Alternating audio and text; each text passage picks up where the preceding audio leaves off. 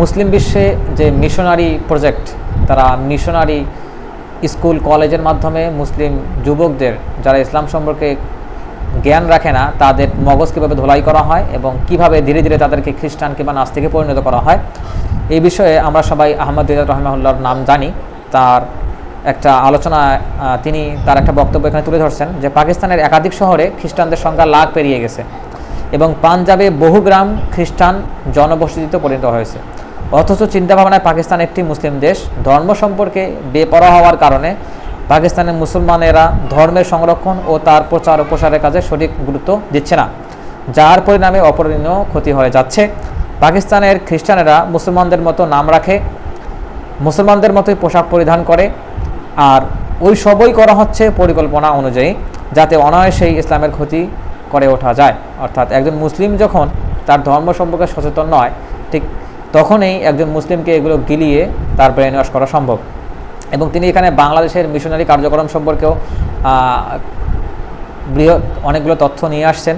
যেমন তিনি বলছেন যে বাংলাদেশ ইসলামী দুনিয়ায় পিছিয়ে থাকা একটি দেশ, কিন্তু জনসংখ্যার দিক থেকে দেশটি অনেক বড়। কিন্তু বিগত 40 বছরে তাদের সেই কার্যক্রম সিংহের চূড়ায় পৌঁছে গেছে। অর্থাৎ মুক্তিযুদ্ধের পর থেকেই যে মিশনারিরা বাংলাদেশে আসা শুরু করছে, সেই তাদের চেষ্টা এই 40 বছরে সর্বোচ্চ শৃঙ্গে উঠে গেছে। তারা এইখানে বাংলাদেশে খ্রিস্টানদের মিশনারি প্রজেক্টের অংশগুলো হচ্ছে কৃষি প্রকল্প, আবাসন প্রকল্প, যিশুর ইসলাম এবং ইসাই মুসলিম। যেমন তারা সাধারণ মুসলিমদের কীভাবে ধোকা দেয়, যারা তাদেরকে বাইবেল বিতরণ করে এবং বলে যে এটা হচ্ছে যিশুর ইসলাম, ইসলামের কথাই বলে কিন্তু বলে যিশুর ইসলাম। এবং যারা ধর্ম পাল্টায়, ইসলাম ধর্ম থেকে খ্রিস্টান ধর্ম গ্রহণ করে, তাদেরকে বলে ইসাই মুসলিম বলা হয়। এবং তারা আমাদের মতোই মসজিদ নির্মাণ করে, যেটা মিম্বারের মতো দেখা যায়। তারা চার্চ নির্মাণ করে, যেটা আমাদের মসজিদগুলোর মতো। তারা সেখানে ঢোকার পূর্বে, অর্থাৎ উপাসনা করার পূর্বে উজু করেই ঢোকে। ইমাম মসজিদে বসে বাইবেল পাঠ করে এবং প্রার্থনা করার সময় তারা ইয়ে আল্লাহ বলে। যেহেতু ইয়ে আল্লাহ বলা তা দর্শনীয় নয় খ্রিস্টান ধর্মে, তারা এটা বলে। এবং বক্তৃতা দেওয়ার শেষে তারা যিশুর নাম নেয় এবং সাল্লাল্লাহু আলাইহি সাল্লামের নাম নিয়ে তারা যিশুর নাম নেয়। তো এই হচ্ছে তাদের প্রচেষ্টা। তারা আরবি শব্দগুলোর ব্যবহার করে সাধারণ মুসলিমদের তারা এইভাবে ধোঁকা দিয়ে থাকে। এখন আমরা যখন আসলে অর্থে, সহায়তায়, সহযোগিতায় মুসলিমদের, দরিদ্র মুসলিমদের কাছে পৌঁছতে পারি না, তারা আসলে এইভাবে সাধারণ মুসলিমদের ধোঁকা দিয়ে থাকে। এরপর খ্রিস্টান মিশনারিরা তাদের প্রতিষ্ঠানের কার্যক্রম কিভাবে চালায়, এই বিষয়ে তিনি অনেকগুলো পয়েন্ট তুলে ধরছেন। এখানে প্রায় 18টার মতো পয়েন্ট তুলে ধরছেন। যেমন তারা খ্রিস্ট ধর্ম এবং ইমানের সারাংশ তৈরি করে, খ্রিস্ট ধর্মের সারাংশ এবং ইমানের সারাংশ তৈরি করে তাদেরকে এগুলো গুরুত্ব দেয়। যেহেতু মানুষেরা বিভিন্ন পাপের প্রায়শ্চিত্ত খোঁজে সবসময়, তো এই জন্য তারা পাপ এবং মুক্তির গুরুত্ব তুলে ধরে বাইবেল, তাদের ইনজিল এবং বাইবেল থেকে।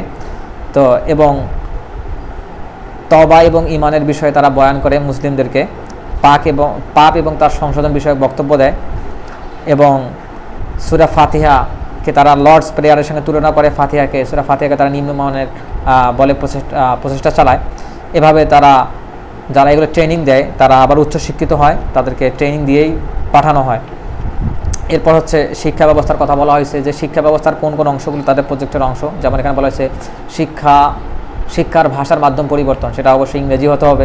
লিপির পরিবর্তন, যেমন আধুনিক তুরস্কে, যেটা আমরা কিছুদিন আগে বলে আসলাম, কামাল আতাতুর্ক পাশা, দেখেন তাদেরকে কীভাবে গ্লোরিফাই করা হয়েছিল মিডিয়াগুলোতে। যেমন আমাদের নজরুল ইসলামও লিখছিলেন কামাল তুনে কামাল কিয়া ভাই, এই কামাল আতাতুর্ক পাশা সম্পর্কে, অথচ তিনি কীরকম ছিলেন আমরা ইতিহাস পড়লে বুঝতে পারবো। যেমন তিনি একসময় তুরস্কে আরবি হরফের প্রচলন ছিল, কিন্তু পরবর্তীতে সেটা রোমান হরফে পাল্টাই দেওয়া হয়।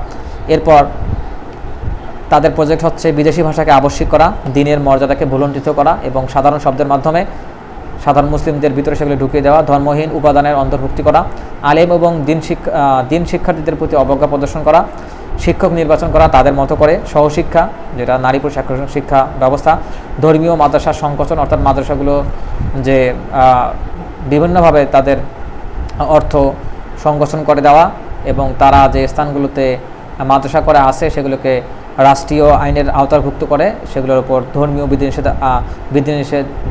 বিধিনিষেধ শিক্ষা দেওয়া হয়, এগুলোর উপরে কর্তৃত্ব আরোপ করা, মাদ্রাসা এবং আধুনিক শিক্ষা প্রতিষ্ঠানের মধ্যে ব্যবধান তৈরি করা। এবং নতুন যে তারা শিক্ষা ব্যবস্থা নিয়ে আসছে সেই শিক্ষা ব্যবস্থার অংশ হচ্ছে পশ্চিমা মূল্যবোধের প্রসার, নাস্তিকবাদী এবং বস্তুবাদী মোগল তোলাই, ইতিহাস সম্পর্কে অজ্ঞ রাখা এবং ভুল ও বিভ্রান্তিমূলক ইতিহাস পড়ানো।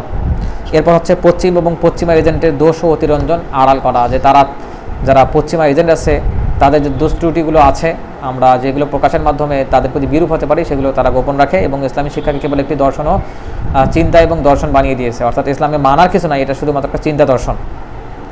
এজন্য তারা এগুলো প্রচারের জন্য তারা বিভিন্ন কাজ করে আসতেছে, এগুলো বিস্তারিত আসলে আলোচনা করা যায় না।